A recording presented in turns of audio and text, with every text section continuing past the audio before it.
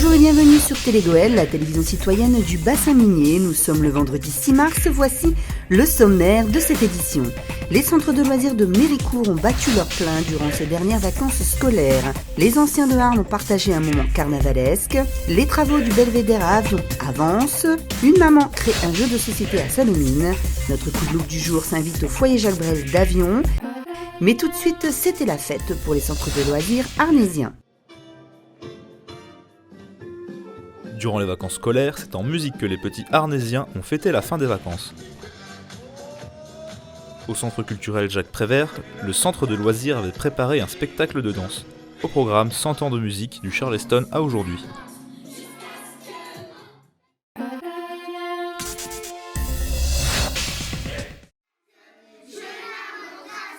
C'est la rentrée pour les Méricourtois. Pendant 2 semaines, les enfants ont pu profiter du centre aéré. Ouais, alors là, on est sur un total sur les 2 semaines, on est environ sur 210 enfants qui fréquentent les centres.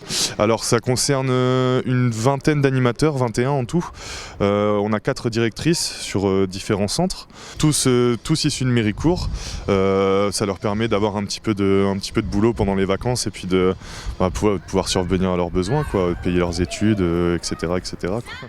Cette année, le thème était la planète du futur, une manière de sensibiliser les jeunes. Donc ouais, on parle de biodiversité, on parle de la baisse des énergies fossiles, on parle de vraiment plein de choses, quoi. La paupérisation de la planète, l'accroissement des inégalités entre les riches et les plus pauvres. Enfin voilà, on parle vraiment ça balaye assez large, on va dire.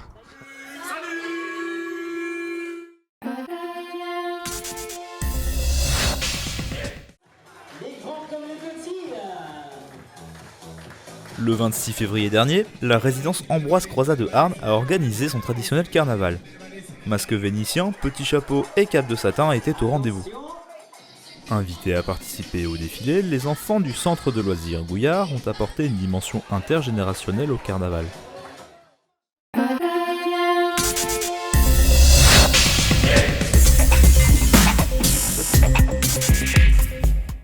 À Avion, en haut du terri du parc de la Glissoire, les travaux avancent à grands pas.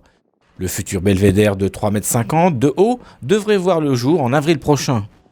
Le fond de forme a été élargi, profilé et remis à niveau. Les semelles de fondation ont été creusées et coulées pour accueillir les pylônes de 8 tonnes. Arriveront ensuite les 3 escaliers de 5 tonnes et la couronne de 4 tonnes avec un muret qui fera office de banc. Une fois terminé, le belvédère sera un spot idéal pour prendre un bon bol d'air et profiter d'un panorama à 360 degrés, avec vue sur la base du 11-19, le Cavalier d'Arnes, le Stade Bollaert, le Monument canadien et Notre-Dame de Lorette, sans oublier nos chers terris.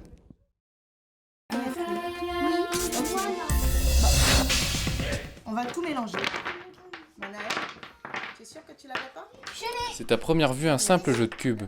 Pourtant, dans cet atelier, ces jeunes Salominois découvrent les cultures d'outre-mer. Estelle, jeune mère d'élèves, en est l'initiatrice. Le premier qui n'a plus de cubes, il a fini. Le concept donc du jeu, c'est de faire découvrir la culture et les valeurs guadeloupéennes sous forme de cubes, de cartes pour les enfants à partir de 5 ans, donc qui commencent à lire. Et c'est un jeu donc qui peut se retrouver chez aussi les orthophonistes, puisqu'on a une version de ce jeu pour les enfants 10. Il y a plusieurs familles. À la portée de tous, mais encore à l'état de prototype, Keracube sera bientôt adapté en langue étrangère. C'est un jeu bilingue. On a du français créole, guadeloupéen. Il est amené donc à être traduit. Il y aura une version créole-anglais, créole-espagnol, créole d'autres langues, mortes ou vivantes. Encore en développement, le jeu arrive dans les grandes surfaces et dans les écoles. De quoi donner envie de voyager.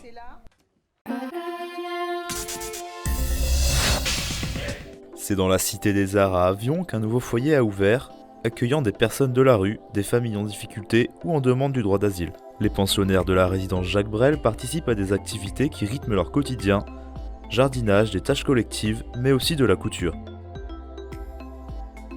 On a un atelier couture. Le but du jeu, c'est pas qu'elle devienne couturière. Par contre, il y a une entreprise d'insertion qui s'appelle Vestali.